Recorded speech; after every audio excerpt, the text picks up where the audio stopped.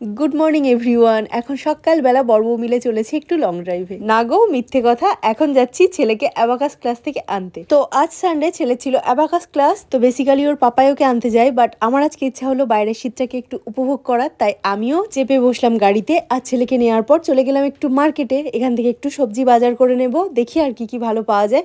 তো আমার খুব ভালো লাগছিল এই মার্কেটটাতে প্রথমবার আসা।